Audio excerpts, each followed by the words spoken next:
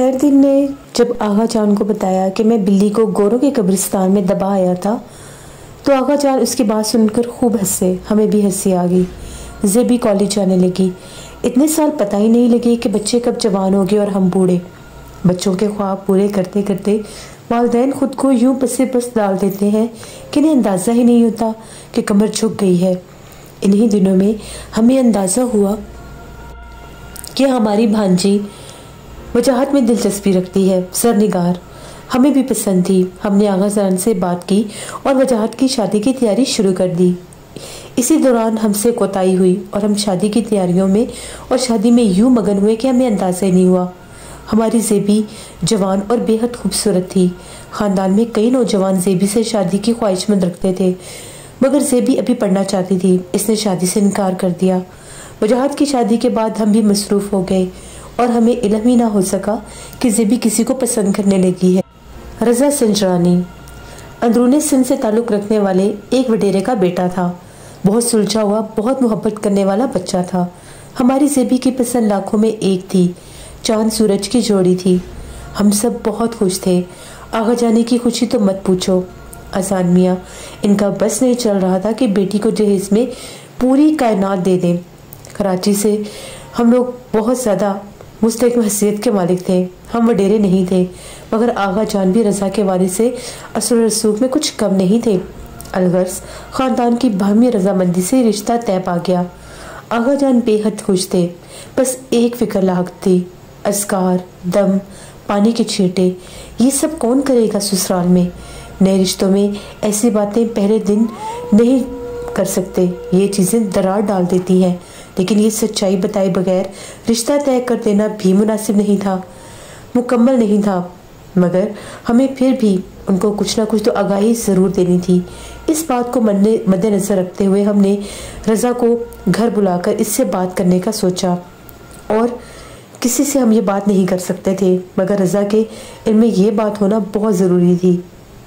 پھر اس کا نتیجہ کچھ یوں ہوا کیونکہ سوال زیبا کی حفاظت کا تھا. آغا جان کوئی بھی پہلو میں کوتاہی نہیں چاہتے تھے. رضا کو اعتماد میں لے کر آغا جان نے کچھ واقعات رضا کو بتا دیے. وہ زیبی کو اتنا چاہتا تھا کہ یہ سب کچھ سن کر بھی اس کی دیوانگی میں کوئی کمی نہیں آئی. اس نے وعدہ کیا کہ کل تک وہ ساری باتوں پر رضامند ہے. وہ سارے عملیات کی ذمہ داری لینے کے لیے تیار تھا اور شادی کے بعد بھی. آپ بھی فکر ہو جائیں. اس بات کا ذکر میری فیملی سے مت کیجیے گا. ذرا پرانے خیالات کے ہیں, شاید آپ کی بات نہ سمجھ پائیں. اور پھر ہم نے اس طرح سے اس کو بتایا اور ہم لوگ بے فکر ہو گئے کہ دوسروں کو باتیں پتہ نہیں بھی چلیں گی اور کوئی تماشا بھی نہیں بنے گا. میں نہیں چاہتا زیبی کی سمت کوئی بھی غلط اشارہ کرے. اذان میاں اور ہمیں کیا درکار تھا. ہم شادی کی تیاریوں میں جٹ گئے. بالآخر وہ دن آ گیا. آغا جان نے اس روز آخری بار وہ عملیات کیے اور مطمئن ہو گئے کہ بیٹی محفوظ ہاتھوں میں سونپ رہے ہیں. مہمانوں کی گہما گہمی تھی. زرنگار کی تیاریاں, یاسر طلحہ کو دیکھنا. ہمارے پاس تو وقت ہی نہیں تھا. زیبا چاند کا ٹکڑا لگ رہی تھی. اس کی کالج کی بہت سی دوستیں موجود تھیں جو بضد تھیں کہ زیبا کو دلہن بنانے کے لیے پارلر لے کے جانے کی اجازت چاہیے. اذان میاں عموماً ہمارے خاندان میں یہ رواج نہیں تھا. مائیوں کی دلہن اپٹن تیل عطر میں ہی بس خوبصورت لگتی تھی. اسی حالت میں باہر جانا کسی کی بھی نظر لگ جاتی تھی. کوئی چیز لانگ پھلانگ جانا, کیا ضرورت ہے بھائی مصیبتوں کو گلے میں ڈالنے کی. مگر آج کل کی لڑکیاں سنتی کب ہے. اور پھر زیبا کی بھی یہی خواہش تھی. آغا جان کیسے منع کرتے. ہم نے بھی اجازت دے دی اور وجاہت زیبا کو اور اس کی سہیلیوں کو بحفاظت پارلر چھوڑ آئے.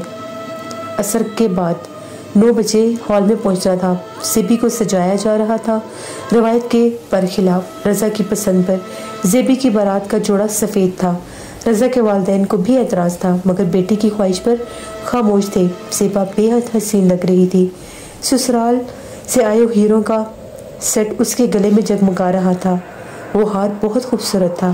اس کی سہیلیوں نے مشورہ دیا کہ سفید لباس اتنے خوبصورت سیٹ کے ساتھ اس کا کچھ اچھا سا امپریشن نہیں آ رہا, بہت برا لگ رہا ہے. ساری زندگی یہی پہنوں گی, ساری زندگی پہنوں گی.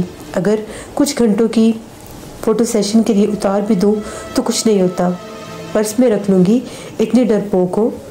उफ, ये बात नहीं है, लेकिन फिर भी ये तोहम परस्ती की बातें मेरे सामने मत करो। उसकी सहेलियों का ये कहना था कि तुम्हारे गले में जो काले रंग की डोरी है इसको उतार दो, ये हीरे के सेट के साथ बहुत बुरी लग रही है। तभी उसने कहा कि नहीं, मैं ये नहीं उतार सकती, लेकिन उसकी सहेलियां कह रही थी इतनी डरपोक मत बनो, इसको उतार कर गले में रख दो। दुनिया कहाँ से कहाँ निकल गई है और हमारे वालिदैन अभी तक डराते हैं परफ्यूम लगाने से भी, जिन आशिक हो जाएंगे। अजीबो गरीब बातें हैं, छोड़ो इन बातों को, ये काली डोरी अपने गले से उतार दो। बस अजान मियाँ, वो लम्हा। इसी वक्त हम में से किसी ने भी ज़ेबी को नहीं देखा, शायद हम उसके साथ होते तो ऐसा ना करने देते। वही एक लम्हा गफलत का था जो सब बर्बाद कर गया। ज़ेबी ने अपनी सहेलियों की बातों से मुतासिर होकर वो अपने गले से उतार दिया। इनकी बातों से मुतासिर हो गई और कुछ घंटों के लिए तावीज़ उतार कर उसने अपने पर्स में रख लिया। परसों की सोई बदनसीबी की नींद टूटी और इसे मौका मिल गया।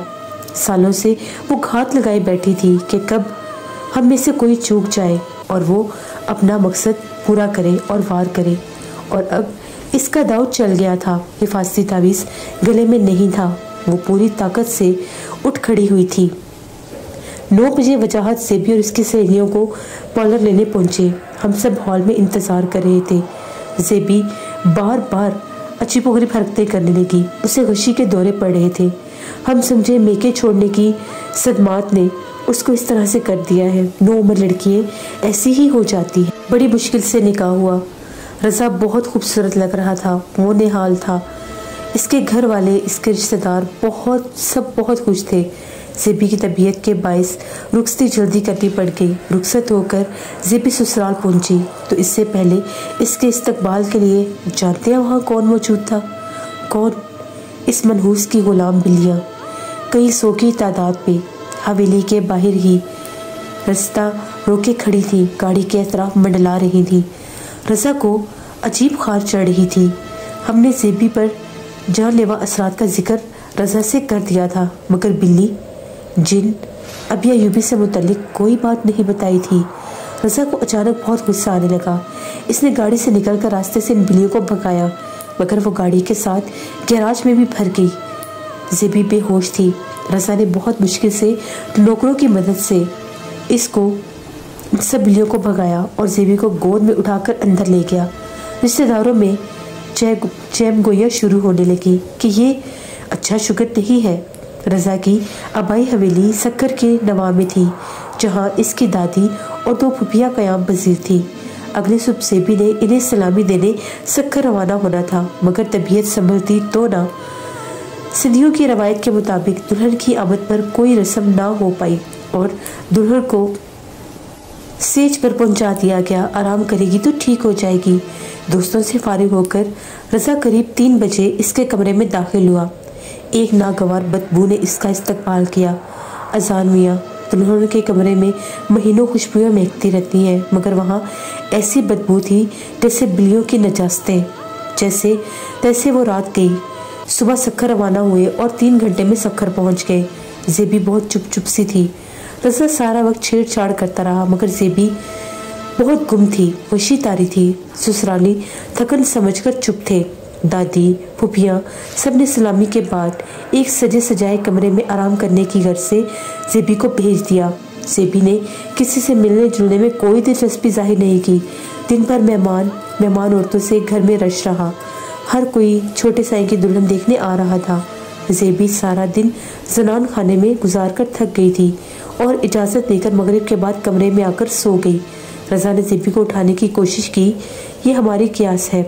पता नहीं इस रात इस कमरे में ऐसा क्या हुआ था, कोई नहीं जानता, लेकिन अगले रोज़ एक दिल खराश खबर हमारी मुंतज़िर थी। सुबह 2 बजे के करीब ज़ेबी के ससुराल से कॉल आई। हम बेखबर सोए हुए थे, इनकी कॉल से ही जागे थे। मुराद संजरानी साहब, आप क्या बक रहे हैं, होश में तो है? आगा जान धाड़े, मेरी आँख खुल गई, क्या हुआ है? जल्दी इन्हें सबिया ज़ेबी के घर जाना है। आगा जान, क्या हुआ है? अजीब बेचैनी की कैफियत है, बेयकीनी की कैफियत है। आगा जान ने मुझे देखा, दिल पर हाथ रख कर बैठे। ان کی حالت بہت خراب ہو رہی تھی۔ سبیہ، رضا، کیا ہوا رضا کو؟ رضا کی تشدد زدہ لاش ملی ہے۔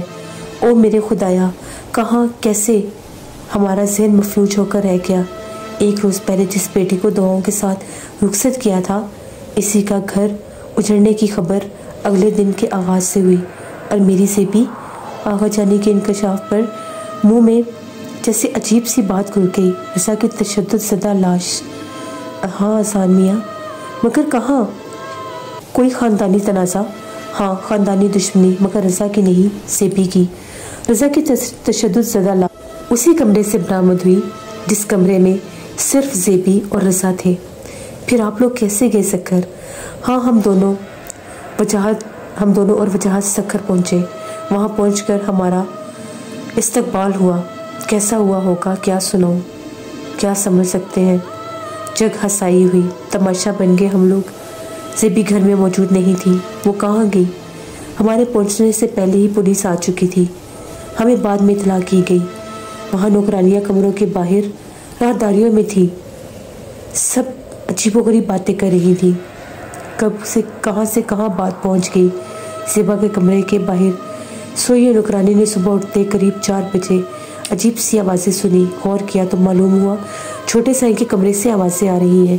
قریب جا کر سنا تو سائیں کی چیخیں پکارتی ہوئی سنائی دے رہی تھی۔ نوکرانی نے صبح فجر کے بعد زیبا کی ساس کو بتایا۔ انہوں نے اپنے شوہر کو رضا کے کمرے کی طرف بڑھتے ہوئے کہا کہ جلدی سے دیکھیں۔ دروازہ کھولا تو رضا کی ادھڑی ہوئی لاش اور پیر میں زیبا کا دوپٹہ بندھا ہوا تھا، وہ پنکھے سے لٹکی ہوئی تھی۔ جگہ جگہ سے اس کے جسم سے گوشت غائب تھا۔ بیڈ کی دوسری طرف زیبی بیٹھی اپنے خون میں لتھڑے ہوئے ہاتھ چاٹ رہی تھی۔